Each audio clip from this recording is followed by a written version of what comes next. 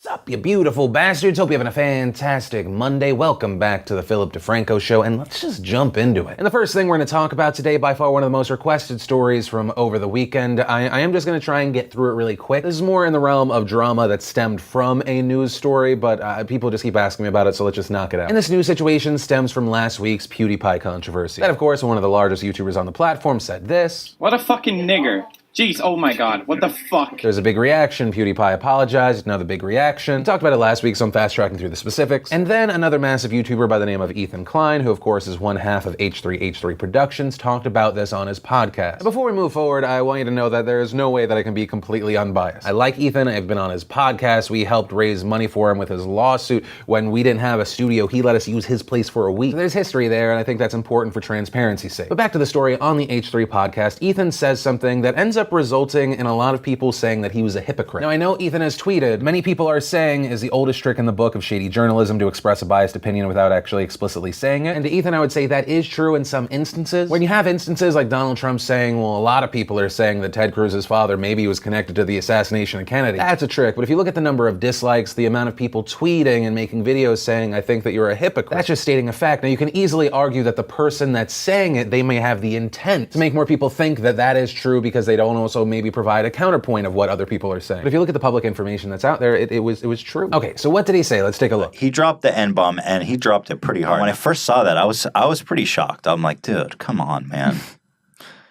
You know, like, this kind of shit really reflects poorly on all of us. Yeah. I wasn't like angry, I was more like disappointed. Like, damn, dog, really? It's completely indefensible this time. Yeah.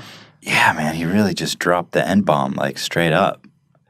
And the way he used it was just awful. Now, some people were angry because they saw Ethan and Felix as people that were friends. And so for just that reason, they were saying that was a backstab. And then you had others saying that Ethan was a hypocrite because of his friendship and support of Ian, aka iDubbbz. In his videos, iDubbbz has said, "Say nigger." My name's Ian, and I'm a nigger faggot. And on the H3 podcast, when Ian was on, Ethan said, Ian's the kind of guy who his slogan is nigger faggot.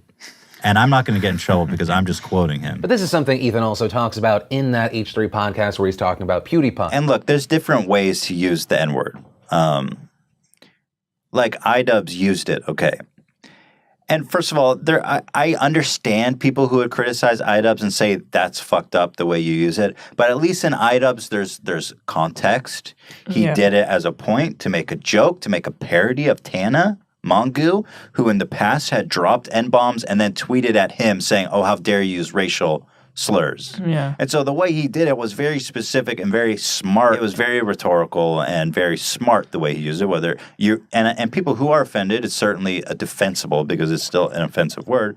But in this case, there's no context. And as far as the context defense, let's explain that. Well, I've personally been on the site for over a decade, and when I hear that phrase, I don't think of Ian. I think of that old Derek comedy sketch. Your word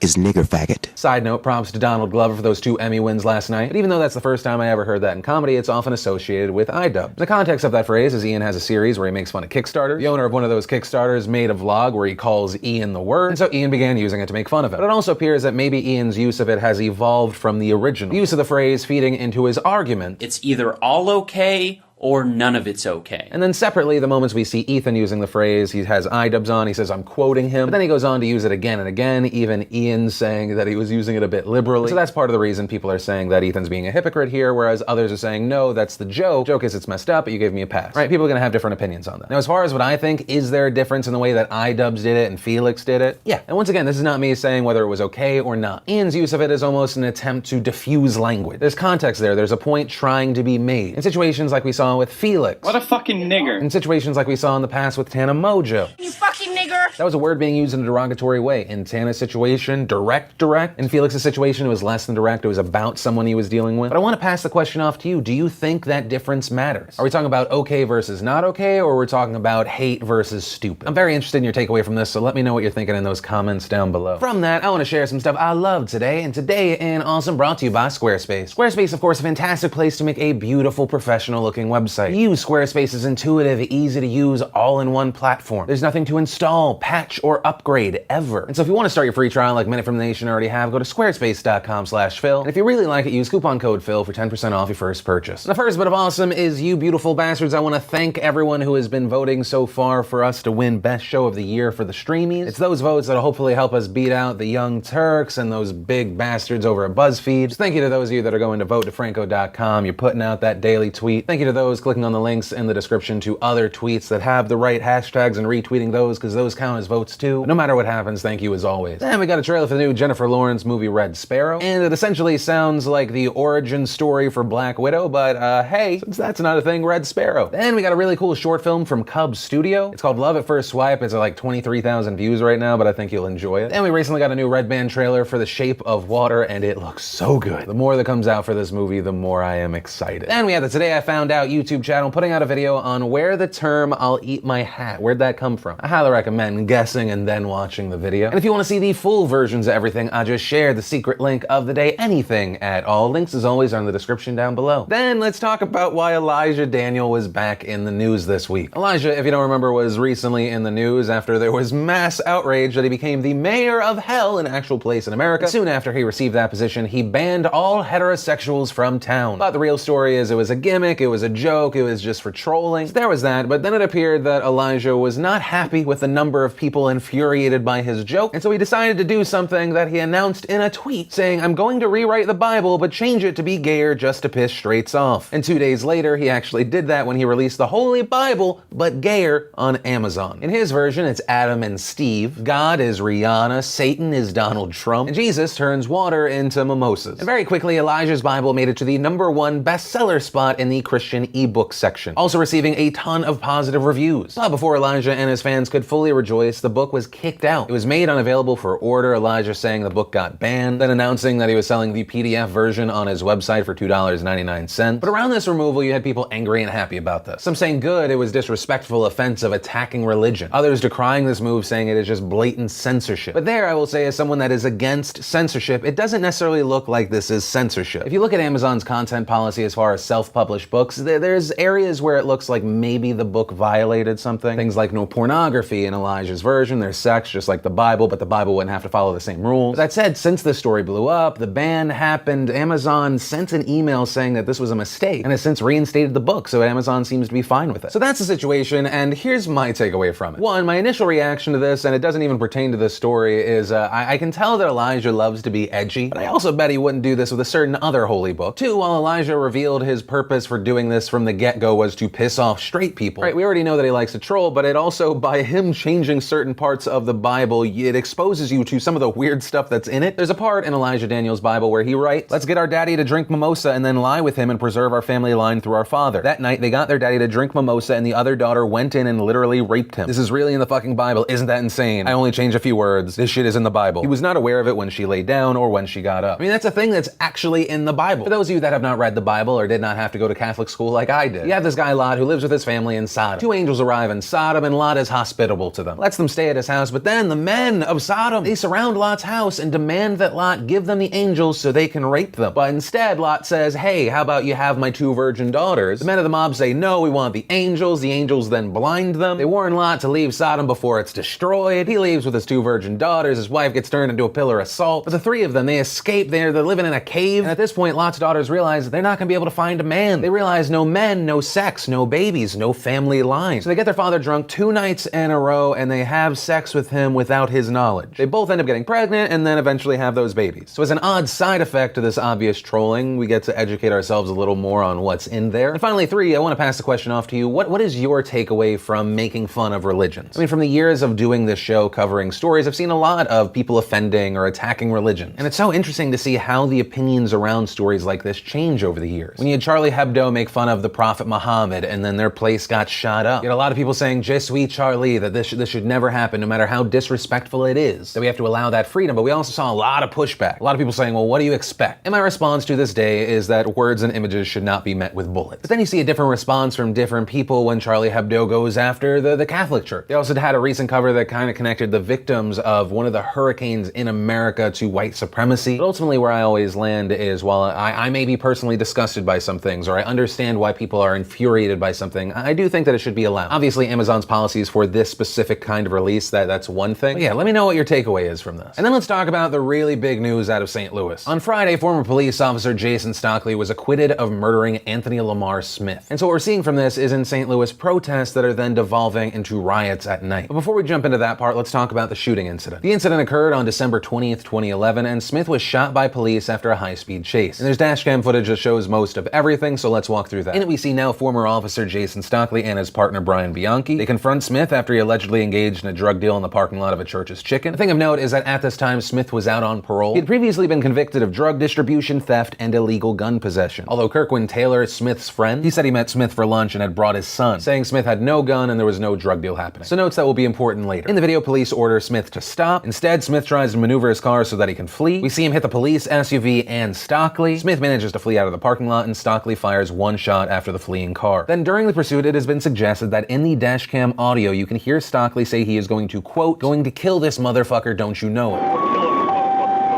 And once they catch up to Smith's car, this happens. Hit him right now!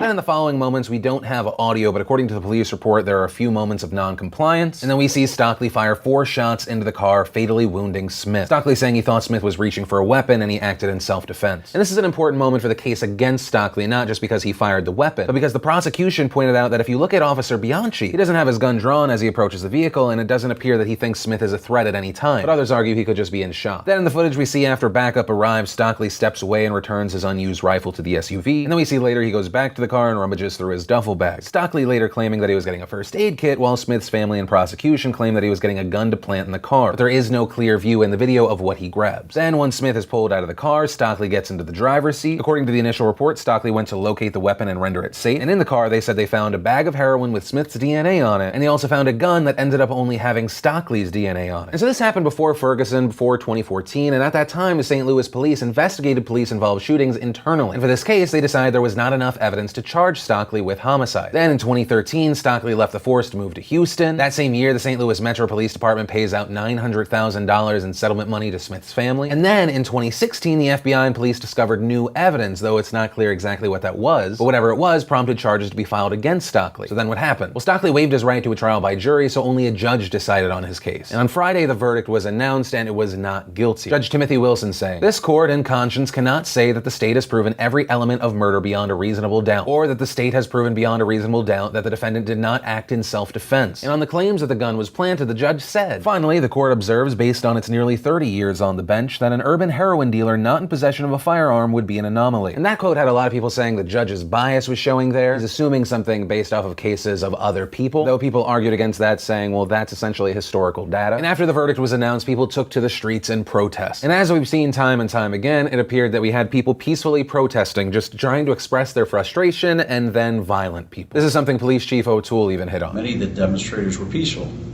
However, after dark, many agitators began to destroy property and assault police officers. And on Friday night, we saw hundreds of protesters gathering to shut down an interstate. Then, when they were stopped by police, some went to the house of St. Louis Mayor Lyda Crewson. There, people broke 2 windows, they threw red paint at the house. From there, some went elsewhere to smash windows, tear down American flags in order to burn them. We saw some throwing rocks and unidentified liquids at officers. St. Louis police even tweeting out photos of projectiles being thrown at them, including the caption, "Rocks and water bottles thrown at officers throughout the day." Officers used great restraint. That said, it does appear the police responded with tear gas and pepper spray. And ultimately, the clashes that night ended with 9 officers injured and 33 arrests. Then on Saturday, we saw a day filled with peaceful demonstrations, hundreds of peaceful protesters. That lasted throughout the day, and by 9 p.m., protest organizers announced that they were ending for the day. But it appears that other people had other plans. Again, we saw people come out to destroy property and clash with police. And on Saturday, 7 people were arrested. Then on Sunday, we saw protests continue. And once again, we saw it start off peaceful, and then the night devolved into violence. St. Louis police tweeting out photos of confiscated weapons and protective gear. Police saying that officers were assaulted and attacked with chemicals. Police respond by using non-lethal force like rubber bullets, pepper spray, and all of this led to more than 80 arrests on Sunday. There was also criticism of police aside from the pepper spray and the rubber bullet. This because video seems to show, and journalists on the ground said the police started chanting, "Whose streets? Our streets?" This after making arrests. And according to David Carson, he said, "I spoke with the commander at the scene. He said he did not hear the chant, but said chant was not acceptable, said he would deal with it." And with that said, that's where we are right now. So far today, we're seeing peaceful protesters taking to the street again, but does that also mean that we're going to see another night of violence? As of right right now, I just don't know. This could be just the beginning, or it could start to dwindle. But I do want to ask you, what are your takeaways from all of that dash cam footage? Do you feel like Stockley should have been found guilty, or no, he was defending himself? What do you think about the allegations that he planted a gun? The audio where it sounds like he says he's going to kill this motherfucker, do you think that obviously shows intent? Or are you of the mindset of people that have argued that's something he said just in the heat of the moment? I'd love to know your thoughts on this story, the first one, anything in between in those comments down below. And that's actually where I'm going to end today's show. And remember, if you liked this video, you like what I try and do on this channel, hit that like button. If you're new here, hit that subscribe button. Make sure you don't miss these daily looks at the world, which actually, if you did miss the last Philip DeFranco show, you can click or tap right there to watch that. Or if you want to see today's brand new behind the scenes vlog, click or tap right there to watch that. But that said, of course, as always, my name's Philip DeFranco. You've just been filled in. I love yo faces, and I'll see you tomorrow.